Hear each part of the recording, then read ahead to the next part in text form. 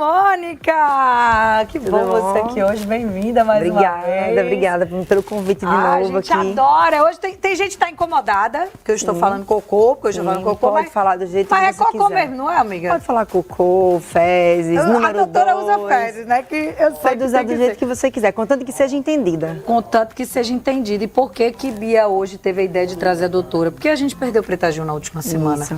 E um dos sinais que o corpo dela deu foi justamente através do número 2, ou do cocô. Isso. Fato. Preta Gil foi uma grande porta-voz do câncer intestinal. Eu lembro que na época que ela foi diagnosticada, eu fui fazer uma entrevista até aqui na rádio, e aí um dos apresentadores perguntou assim, aliás, ele falou, eu não sabia que esse tipo de câncer existia. Eu fiz, pois é um dos que mais mata, inclusive, no Brasil hoje em dia. Olha aí. E uma dos sintomas é a mudança no aspecto das fezes, né?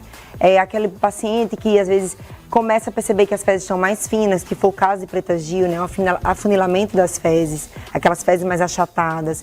Às vezes as fezes podem ter também sangramento, né? Você vê raios de sangue, vê muco, que é como um catarro nas fezes também. Então isso pode indicar alguma alteração intestinal, que a gente precisa investigar. A gente não pode só fazer cocô e sentir nojo e dar descarga e sair do banheiro, não. Tem que olhar, examinar, porque ele fala, as fezes podem falar bastante da nossa alimentação. O xixi também, a gente está falando aqui do cocô, mas o xixi também, quando ele está muito amarelo, a gente tem que se preocupar, não é, doutora? Isso. Quando está muito branco, sei lá, enfim, é porque tá bom, né? Mas a pauta hoje é esta aqui. O que é que o seu cocô está tentando te contar e a gente, às vezes, ignora. Vou pedir para ir passando, porque a gente tem alguns slides, doutora, e a gente vai comentando e falando. Inclusive, a gente pegou do seu Instagram. Isso, ela falou. Vamos dar exemplos para que vocês possam entender. Se quiser até encher a tela, Bia, quando tá lá o número 2 da galera de casa, com a cor de barro, né? Cor de barro seco, tipo isso aí que a gente tá vendo na tela, que é mais ou menos essa ideia, né, doutora? Isso.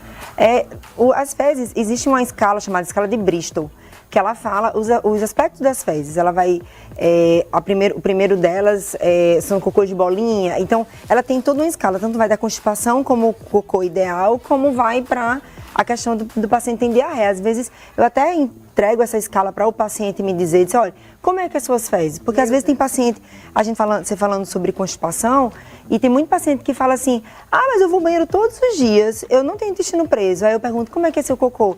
Não, às vezes é bolinha, são as bolinhas duras. Eu fiz, então você tem o intestino preso, você não tem intestino normal só porque faz todos os dias. Tem gente que evacua de 2 em 2 dias e evacua sem esforço, porque é importante não se esforçar e as fezes não serem ressacadas, né? Então o que é certo, doutora? Eu achava que o certo era que a gente fosse todos os dias ao banheiro. Não necessariamente. Não é uma obrigação você evacuar todos os dias. Você pode passar 2 dias sem evacuar, contanto que você não precisa se esforçar para suas fezes saírem e as fezes não saiam ressacadas. Elas saem num aspecto que a gente chama de bananinha, né? Que é um aspecto mais amolecidinho, mais bem desenhado, digamos. Sem força, sem dor, algo entre aspas, natural. Isso. A gente, até papinha, eu fiquei olhando ele, eu fiz um futuro potencial paciente. Com essa história de ficar muito tempo sentado num vaso. E que toma remédio pra segurar. Não, se ele tem um trânsito funcionando bem, pra que ele vai segurar, gente? A gente tem que guardar dinheiro, não cocô. Maravilhosa. Muito bem, deixa embora esse negócio, exatamente. Né? Doutora, vamos lá. Se tiver com esse aspecto aqui da foto de barro seco, é porque tá bebendo pouca água. Isso, bebendo pouca água. Que é aquele aspecto tanto do cocô de cabritinho, que aqui são vários cocôs, aqueles separadinhos, ou então vários cocôs juntinhos. Então isso pode ser desidratação. Às vezes a pessoa tem até uma dieta rica em fibra, mas não tá bebendo água suficiente. Porque, vamos falar aí da história da fibra e do que a Nutri estava dizendo. As fezes são de acordo com o que a gente come. Isso. É óbvio isso, porque é o que está entrando e o que não foi absorvido pelo organismo da gente tem que sair. Então, se a gente está consumindo um monte de porqueira, coisas que não prestam para o nosso corpo, o corpo vai eliminar isso. E as fezes vão dizer. O bom é as fezes vão dizer. Quando sai, por exemplo, nas fezes, pedaço de comida. De alimento inteiro. Pode ser que a pessoa não esteja absorvendo bem, ou pode ser que a pessoa também não esteja mastigando direito, né? As pessoas hoje comem com muita pressa, tem isso também. A gente precisa mastigar pelo menos 30, são 30 mastigações para poder engolir a comida. E a gente na pressa, querendo comer logo, dá 2 engole. Eu falei, gente, é alimento, não é comprimido não, que a gente precisa engolir de uma vez, né? Maravilhoso. E também tem que ter cuidado com os pacientes que usam próteses também. Essas pessoas têm menos sensibilidade da mastigação, então podem engolir às vezes coisas que nem deveria. Misericórdia, gente. Osso de galinha, essas coisas. Se tiver muito claro, pode ter bile de menos. Como é que é isso, doutor? Então, existe uma condição chamada acolia fecal, que é quando... Porque a bile, ela é uma das substâncias que dão a coloração das nossas fezes. Então, se você não estiver produzindo bile suficiente, ou as bilirrubinas também, eles podem dar acolia fecal. Inclusive, ela é presente em doenças como hepatites, alterações como cirrose também, pode dar acolia fecal. Que é quando tem bile de menos. Fecal. Aí, muito escuro, que aí agora a gente vai voltar a falar da preta. O número 2 dela estava muito escuro, num formato diferente e com rajadas de sangue, não Isso. foi? O corpo dela estava anunciando há muito tempo. Eu não sei se você chegou a ver o seriado que ela fez com a família dela, dos Gios. E na segundo episódio, na segunda temporada, que eles estavam na Europa, ela tem uma hora que ela fala, ela diz assim, não sei, eu não lembro agora exatamente o que eles estavam conversando, mas ela falou assim, eu tô sem ir ao banheiro, eu fico 10 dias sem ir ao banheiro, às vezes vem sangue. Eu lembro que eu assisti, eu falei assim, ela já estava dando sinal e ela não parou para se olhar, né? Tem que prestar atenção no corpo da gente, no que tá diferente do que é o costume, porque às vezes a gente acha, não, é uma viagem. Sim. Por causa da viagem. Não, mas ela já falou, ela tinha relatado que era, antes. e piorou na viagem. Deve ter mudado os hábitos, obviamente, acabou piorando mesmo. E aí, enfim, foi só uma A gente viu que você fez um vídeo explicando bem sobre isso, que tá lá no seu Instagram. Então, Isso. Já vou direcionar você que tá em casa, o arroba da doutora tá aí na tela, se quiser ver o vídeo na íntegra, tá lá. E o que você fala? Vamos dar só um resumo nesse vídeo, doutor. Nesse vídeo, foi agora que eu postei, depois do falecimento dela, eu falei exatamente que ela foi nessa porta-voz, assim, as entrevistas dela sobre a doença eram verdadeiras aulas, né? Então ela falou da mudança das fezes dela, do aspecto das fezes, da presença de sangue, que ela fala sempre. A gente precisa olhar nossas fezes, porque ele fala muito da gente. Ela falou também que tinha muco nas fezes, que é o catarro. Então, também a questão da constipação, ela disse que era muito constipada, mas piorou muito. Então, uma constipação que piora subitamente, sem você ter mudado seus hábitos, isso a gente precisa também prestar atenção, né? Assim, eu falei exatamente isso, tanto da importância dela, porque acabou no vídeo, acendendo uma luzinha, né, em todo mundo, assim. Bastante. Acho que todo mundo todo agora mundo tá olhando pra privada, depois que sai do banheiro, pra prestar atenção no que o seu número 2 está dizendo. Ó, tá cheio de gente aqui no YouTube querendo perguntar, querendo tirar dúvida, mas deixa eu só terminar aqui, gente, que eu vou perguntar as coisas pra doutora. Pode passar o próximo pra gente ver, Bia? Falando ainda dos aspectos, para você ficar atento. Muita gente perguntando qual é o correto. Muito líquido, pode ser intestino irritado ou infecção. Muito líquido, tipo diarreia mesmo, tipo né? diarreia, né? Aí pode ser relacionado a alguma doença infecciosa, alguma gastroenterite ou algum alimento que você, né, não se deu muito bem, o corpo tenta expulsar de uma forma, porque é inteligente. Você comeu algo, você ingeriu algo que não lhe fez bem, às vezes até um micro-organismo, e aí nosso intestino faz, opa, sai daqui. E ele tenta eliminar isso de alguma forma.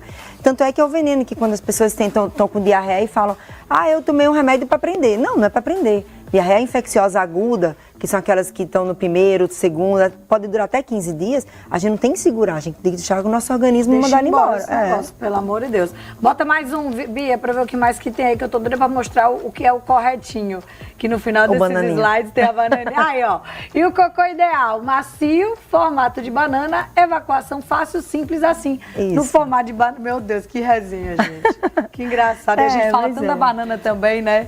Que a banana é um alimento bom para o nosso intestino. Ó, tem muita gente fazendo pergunta aqui. Vou já botar do WhatsApp. Deixa eu só falar aqui da Rosineide Bernardo, que disse que antigamente ia ao banheiro uma vez, doutora, mas agora tem ido 3 vezes, em média, ao dia, para fazer o número 2. Se isso pode ser algum sinal de alerta de alguma coisa errada.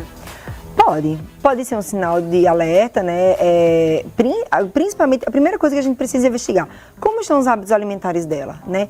E outra coisa Começa na alimentação, né, doutora? Como estão os hábitos alimentares, como está esse emocional, porque pessoas que têm ansiedade e depressão podem desenvolver síndrome do intestino irritável, que é uma condição que pode dar diarreia, pode dar constipação, tem essa alternância de hábito.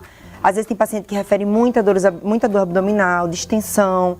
Então, a gente tem muita coisa para investigar aí. Doutora, assim. mas no geral, todo mundo que seguir uma alimentação saudável vai ter o funcionamento do intestino organizado ou o organismo da pessoa pode mudar isso, mesmo que eu coma tudo bonitinho, tudo organizadinho, tudo direitinho? Nem sempre, nem sempre. Então, a grande maioria das constipações, elas melhoram com a melhora do hábito intestinal. Então, eu brinco que é o básico que a gente precisa fazer para o nosso intestino. Aliás, para a gente funcionar muito bem, é se alimentar bem, né? Ter uma dieta rica em fibra. Não é só também chegar e comer aquele tanto de fibra no café da manhã e esquecer o almoço e o jantar. As fibras, nossa Nutri está aqui para dizer, as fibras elas precisam ser fracionadas ao longo do dia. Então, é aquele mamãozinho com aveia no café da manhã, é o feijão, verdura, legumes no almoço. No jantar também tentar incrementar alguma coisa, ou no lanche. Eu falo muito para os pacientes, parou para comer, incrementa alguma coisa com fibra. Você não precisa deixar de comer o que você come, mas incrementa a sua alimentação. Então, o importante de comer as fibras é beber bastante água. Bastante, por mais que o Natal esteja fazendo um clima mais agradável, é importante que a gente beba mais de 2 litros de água por dia. Isso é o mínimo, né? Então, eu sempre faço essa conta. Então, hidratação, uma boa alimentação rica em fibra, atividade física, pelo menos 4 vezes na semana. Eu não perdoo o paciente que fala que faz 3 vezes na semana, não, tá, gente?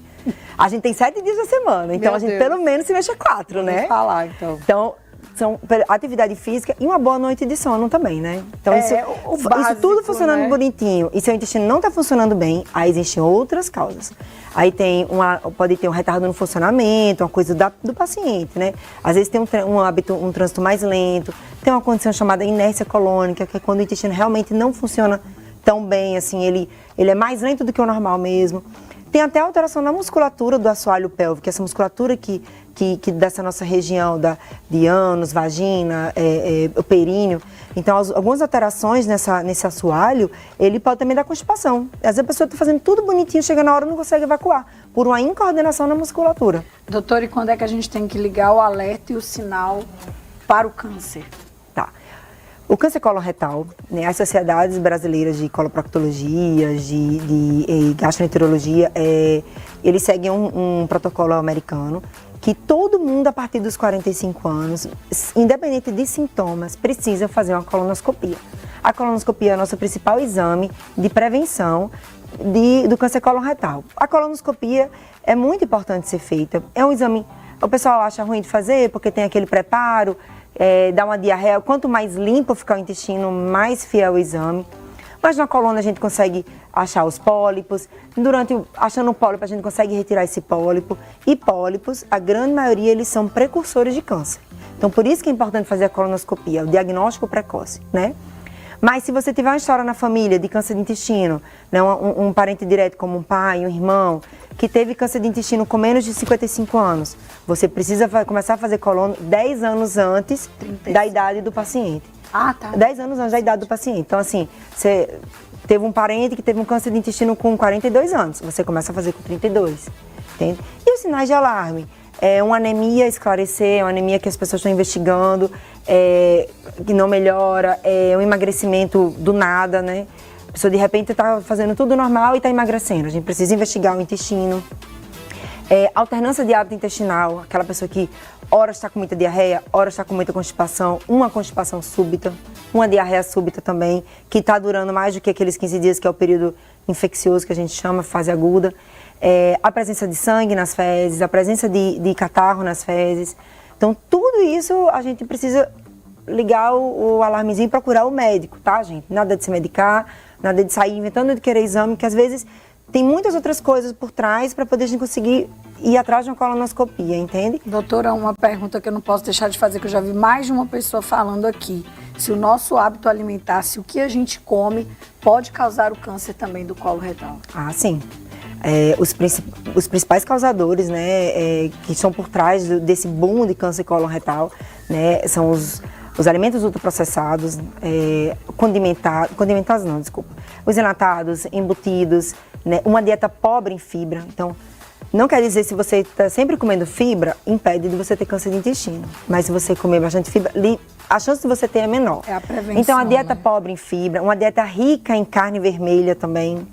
Tá? A carne vermelha também é essa pessoa que tem uma dieta rica em carne vermelha é um fator de risco para câncer coloretal também. Tem que História ser tudo familiar. equilibrado, né, doutora? Eu acho que gente? tudo, eu falo isso sempre, tudo na nossa vida é um equilíbrio. É né? A isso, gente não precisa largar a mão de tudo, mas saber do que é importante pra gente fazer, pra gente ter uma qualidade de vida boa e quantidade de vida, né? Que hoje que a gente procura bastante isso.